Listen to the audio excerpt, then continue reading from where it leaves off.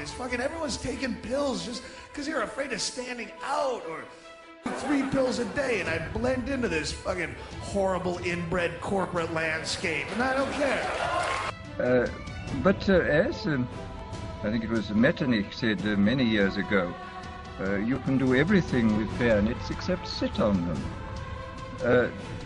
That if you are going to control any population for any length of time, you must have some measure of consent. It's exceedingly difficult to see how pure terrorism can function indefinitely. It can function for a fairly long time, but I think sooner or later you have to bring in an element of persuasion, an element of getting people to consent to what is happening to them. They'll legalize any drug so long as that drug keeps you producing. That's all they give a shit about is production.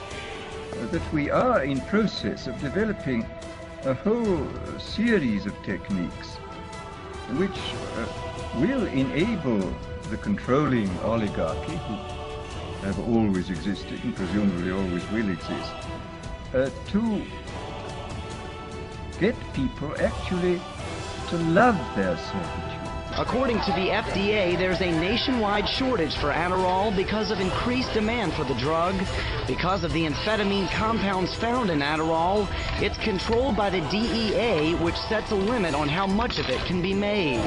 Now, supplies across the metro area are running very low. They've had a problem keeping Adderall on their shelves at K Pharmacy. So we've had customers coming in crying when they find out that the drug's unavailable, or they've gone to many different pharmacies and finally came to us because they heard that we had it and we don't in many of the cases, and they have tears running down their face. I have a job where I alphabetize insurance forms 45 hours a week, and I noticed I couldn't concentrate so well on my job, so my doctor put me on Adderall, and now I can just breeze through my workday. I don't even notice that my empty life is being pissed away underneath fluorescent tubes. I have no highs or lows. I have no good stories. But I'm getting a lot of stuff done. I'm probably the most boring person I know, but look at me produce. I just go A, B, C, D, E, F, G, H, I, J, K, L, M, N, P, blah, blah, blah, blah, blah, blah, blah. You're never gonna take a pill for that. You're not concentrating because that's fucking boring, and that's a natural reaction to boring. Don't concentrate.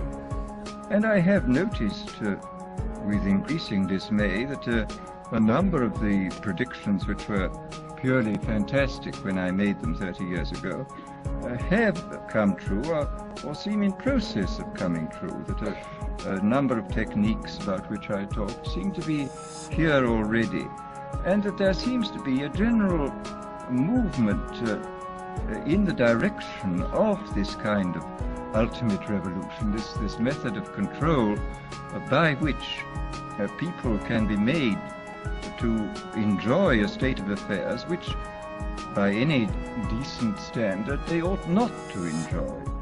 I mean, the enjoyment of servitude. These black people knew when they were slaves. You remain clueless. You're sitting up. Fucking get a lot of work done.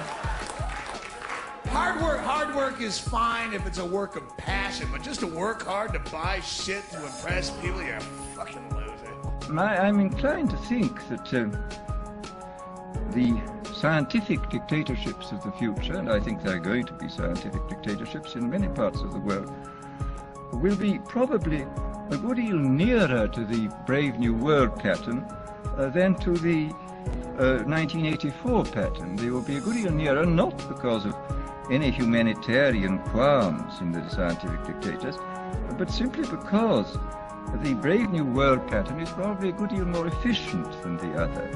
But if you can get people to consent to the state of affairs in which they are living, the state of servitude, the state of having their differences ironed out and being made amenable to mass production methods on the social level, if you can do this, then you are likely to have a much more stable, a much more lasting society, a much more easily controllable society than you would if you were relying wholly on clubs and firing squads and concentration camps.